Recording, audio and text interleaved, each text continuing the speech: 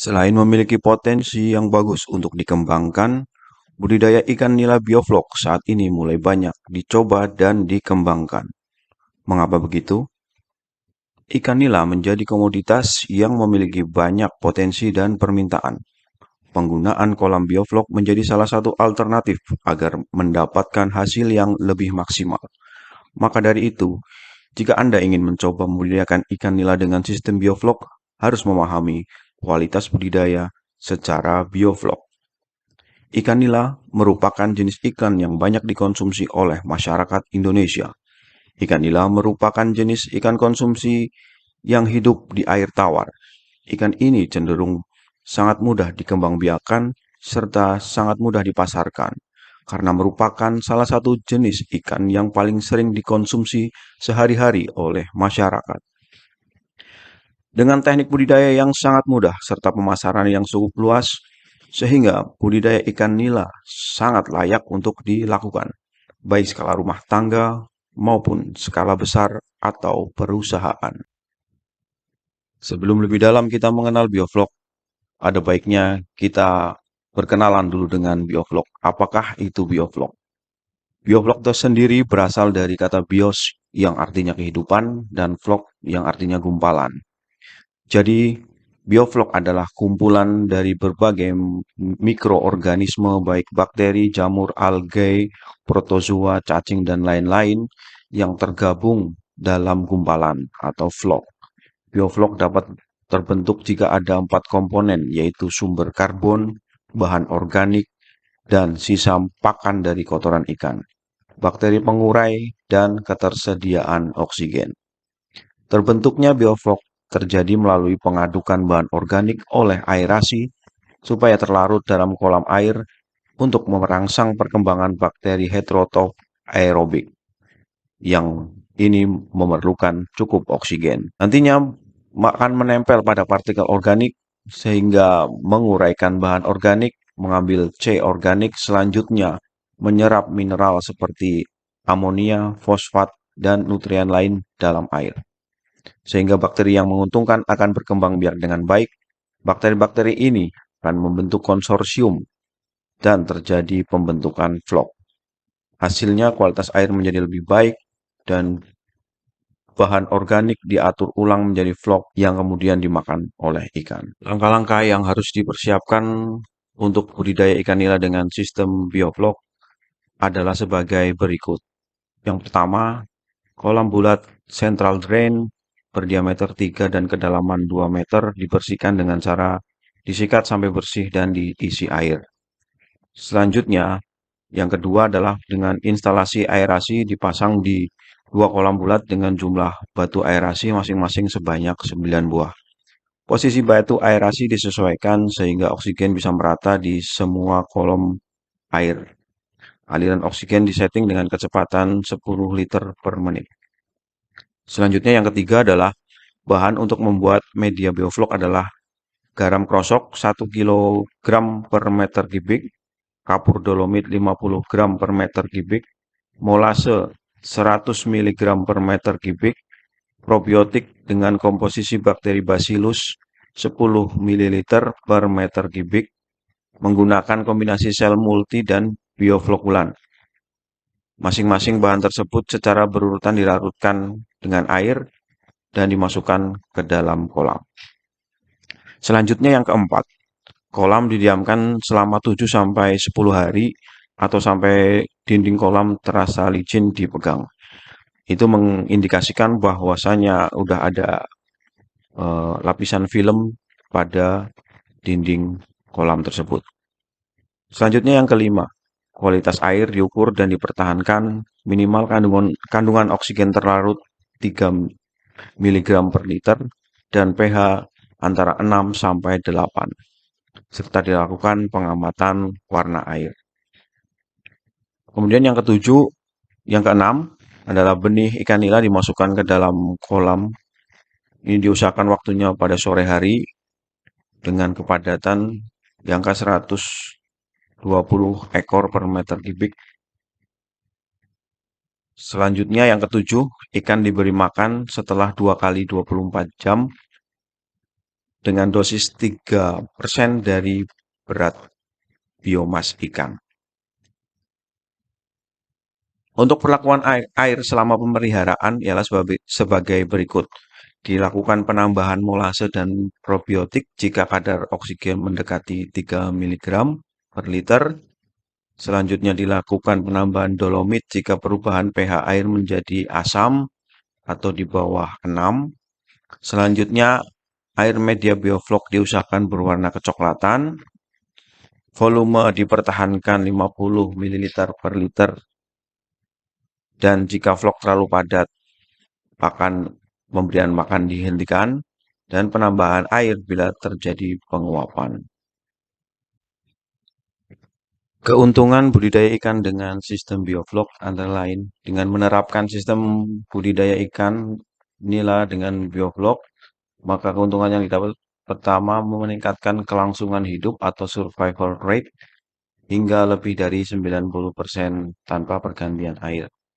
Air hasil budidaya ikan nila dengan sistem bioflok tidak berbau sehingga tidak mengganggu lingkungan sekitar dan dapat disinergikan dengan budidaya tanaman, misalnya sayur dan buah-buahan.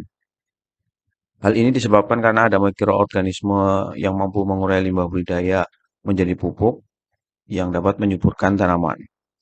Yang kedua, feed conversion ratio atau FCR atau perbandingan antara berat pakan yang telah diberikan dalam satu siklus periode budidaya dengan berat total biomasa yang dihasilkan pada saat panen mampu menghasilkan angka 1,03, yang artinya penggunaan pakan yang sangat efisien, di mana untuk menjadikan 1 kilogram daging diperlukan 1,03 kilogram pakan. Jika dibandingkan dengan pemeliharaan di kolam biasa, FCR-nya mencapai angka 1,5.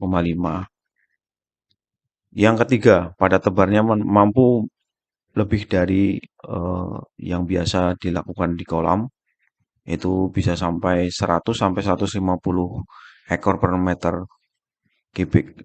Pada kasus ini kita menggunakan rata-rata 120 ekor per meter kubik. Atau bisa dibilang 10 sampai 15 kali lipat dibandingkan dengan pemeliharaan di kolam biasa yang hanya 10 ekor per meter kubik. Yang keempat adalah aplikasi sistem bioflok pada pembesaran ikan nila juga telah mampu meningkatkan produktivitas hingga 20 sampai 30 kg per meter kubik atau 12 sampai 15 kali lipat jika dibandingkan dengan kolam biasa yang hanya sebanyak 2 kilo per meter kubik produktivitasnya. Yang kelima adalah waktu pemeliharaan lebih singkat dengan benih awal yang ditebar berukuran sama, relatif sama, 8 sampai 10 cm. Selama 3 bulan pemeliharaan, benih tersebut mampu tumbuh hingga ukuran 250 sampai 300 gram per ekor. Sedangkan untuk mencapai ukuran yang sama di kolam biasanya membutuhkan waktu 4 sampai 6 bulan. Keenam, nilai ikan nila yang berasal dari hasil budidaya bioflok biasanya lebih gemuk dan dihasilkan dari pencernaan yang optimal. Kemudian komposisi daging dan karkasnya lebih banyak dan kandungan air lebih sedikit. Selain keuntungan menggunakan sistem bioflok, ada juga kerugian menggunakan sistem bioflok, yaitu antara lain, sistem ini tidak dapat diterapkan pada kolam atau tambak yang bocor atau rembes, karena dapat mengancam biosecurity dari kehidupan di dalam kolam tersebut. Dalam artian, jika kolam itu tidak steril atau dalam hal ini bocor atau rembes, itu memungkinkan bakteri atau mikroorganisme di luar dari mikroorganisme yang kita kultur masuk ke dalam lingkungan sehingga menjadikan komposisi mikroorganisme di dalam lingkungan tersebut berubah. Dan perubahan ini bisa menjadi berefek negatif kepada ikan yang kita budidayakan karena bisa jadi mikroorganisme yang masuk adalah mikroorganisme patogen yang dapat membahayakan kelangsungan hidup ikan nila yang di dalam kolam. Yang selanjutnya adalah memerlukan aerator yang terus bekerja terus-menerus untuk mensuplai oksigen. Kekurangan ini, aerator yang digunakan harus terus bekerja sehingga tetap stabil. Kestabilan ini mengacu kepada jenis bakteri yang kita kultur, yaitu bakteri yang aerobik, sehingga memerlukan oksigen sebagai salah satu unsur pendukungnya. Ketiadaan oksigen tersebut bisa menyebabkan mikroorganisme mati, sehingga akan menambah beban dari perairan tersebut, dapat membahayakan ikan yang kita budidayakan. Terus yang selanjutnya adalah pengamatan air harus dilakukan lebih sering dan teliti demi mencegah timbulnya nitrit dan amonia. Suplai oksigen ya, di mana dengan adanya pengamatan kualitas air ini kita dapat mengetahui apakah oksigennya cukup, tidak terbentuknya nitrit dan amonia. Dan selanjutnya adalah apabila aerasi terhenti, maka akan terjadi pengendapan bahan organik di dasar kolam yang mengakibatkan pH air menurun dan menjadi asam. Ya, ini sudah dijelaskan tadi di awal bahwasanya kontinuitas oksigen atau aerasi ini sangat penting dan menjadi faktor penentu keberhasilan dari budidaya sistem bioflok ini. Terus yang selanjutnya, apabila flok terlalu pekat akan menyebabkan kematian bertahap karena oksigen menjadi rendah. Ya, ini karena flok ini sebenarnya adalah makhluk hidup juga, jadi dia memerlukan oksigen, dan apabila kandungan oksigen di dalam kolam tersebut rendah, ada kondisi perebutan oksigen antara mikroorganisme dan ikan yang kita budidayakan.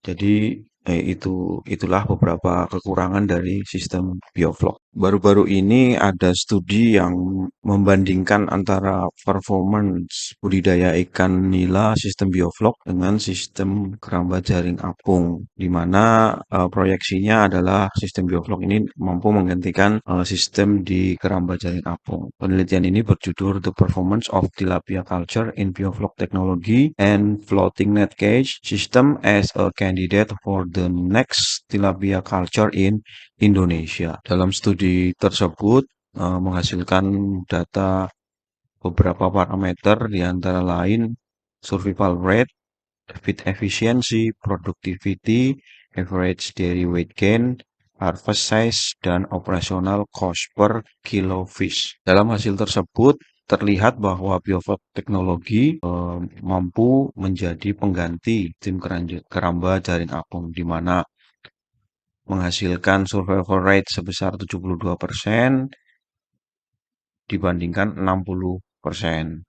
Untuk feed efisiensinya 85% dibandingkan dengan 73%.